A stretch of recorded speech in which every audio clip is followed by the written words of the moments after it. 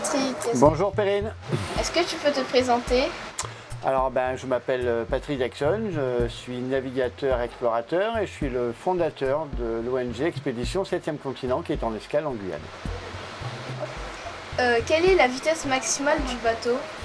Alors la vitesse maximale du bateau, on pourrait arriver à 13 nœuds, mais avec un vent arrière et en surfant sur les vagues. Sinon la moyenne de ce bateau est entre 5 et 8 nœuds. Et un nœud, combien de kilomètres/heure à peu près? Alors tu multiplies par 2. Ok. C'est plus simple. Et combien de personnes le bateau peut-il porter? Alors le bateau, si on part très loin, il peut emporter 12 personnes. Après, si par exemple on s'en sert pour aller aux îles du Salut, sur la journée, on peut transporter 30 personnes. Et quelle est la superficie du bateau?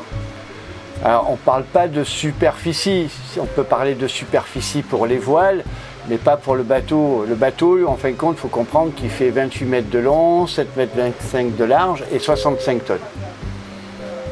Et quelle est sa hauteur? Alors sa hauteur, on appelle ça un tirant d'air et il fait 28 mètres de tirant d'air. Ok. Quels sont les matériaux utilisés pour la construction de ce bateau? Alors ce bateau, il est fabriqué en bois et en résine époxy. On appelle ça du string planking. Et où a été fabriqué ce bateau? Alors ce bateau, il n'est pas français, il a été fabriqué en Angleterre. À quoi sert ce type de bateau? C'est un bateau d'expédition. C'est un bateau qui est capable d'amener des scientifiques avec un équipage dans des zones un peu spéciales pour étudier la pollution plastique. Comment fonctionne-t-il? Alors il fonctionne à la voile, mais aussi au moteur. Et donc pour partir avec ce bateau, il faut entre 4 et 5 matelots pour le manœuvrer. Et à quoi ça sert cette machine? Alors c'est pas une machine, c'est un tableau de commande. Donc là on a plein d'instruments qui nous servent à naviguer, à savoir où on est, où c'est qu'il faut aller, à appeler à la radio, avertir les autres bateaux qu'on est dans le coin, avoir une cartographie. Tout ça, ce sont des instruments de navigation. Merci Patrick pour ces réponses. Au revoir Perrine et longue vie à OSL. Merci, au revoir. Bonjour Gauthier, pouvez-vous vous présenter s'il vous plaît? Oui, bien sûr. Bonjour, moi je m'appelle Gauthier Sévenot, je suis responsable des animations pour l'ONG Expédition 7e Continent. Je réalise ma 3e tournée pédagogique avec l'ONG. La première était en Corse en 2021. Ensuite, on a fait sur une péniche le canal latéral de la Garonne, donc l'année dernière, et cette année, donc dans les Antilles. Quelles animations vous faites? Alors, du coup, on a 3 animations. Donc, on a la première animation qui est l'explication de l'ONG, de la naissance de l'ONG. Donc, qu'est-ce que le 7e continent? Et donc, on passe sur, on va dire, un autre jeu où là, c'est plus de l'expression libre. On montre des images, justement, qui peuvent peut-être un peu choquer, mais qui interpellent. Donc, d'animaux marins avec une présence de plastique dans les océans. Donc, on demande justement aux enfants, au grand public, voilà ce que ça leur fait, ce qu'ils se ressentent, de la tristesse, de la colère ou de l'indifférence. Et il y a un autre jeu justement qui est assez pédagogique, c'est la longue vie des déchets.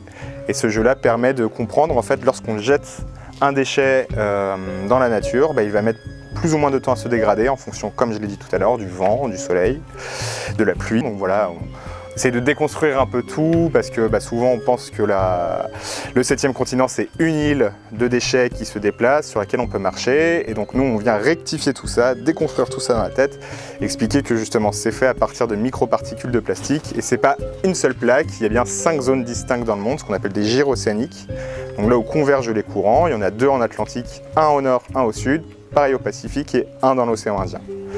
Donc ça c'est le premier stand, donc on fait une observation justement avec des microscopes, il y a des échantillons des anciennes expéditions scientifiques. Une fois qu'on commence à tout bien comprendre, et donc ensuite voilà, cet atelier il évolue, on montre l'itinéraire d'un déchet. Donc voilà qu'un déchet qui est jeté en plein centre-ville finira forcément sa vie dans les océans, mais bien avant il passera dans un cours d'eau, parce qu'il va pleuvoir ou le vent va le transporter dans un fleuve, dans une rivière. Il va commencer à se dégrader pour justement finir ensuite dans la mer et les océans. Verre et la pile. Ça permet aux gens de comprendre que voilà, une fois qu'on jette un déchet, on va avoir des générations qui vont se suivre et le déchet sera toujours présent dans les océans. Et donc une fois qu'on a compris ça, eh bien, il faut replacer les petites poubelles qui se situent en dessous, parce que c'est très important justement de comprendre qu'il ne faut plus jeter par terre et bien mettre dans les poubelles pour faire le tri ensuite. Donc on a bien sûr une différence entre la poubelle d'ordures ménagères et les poubelles jaunes pour le tri sélectif. Et en plus des bornes pour les vêtements et pour les piles. Donc soit les vêtements on peut les donner ou on les met justement dans les espaces dédiés pour cela. Au revoir.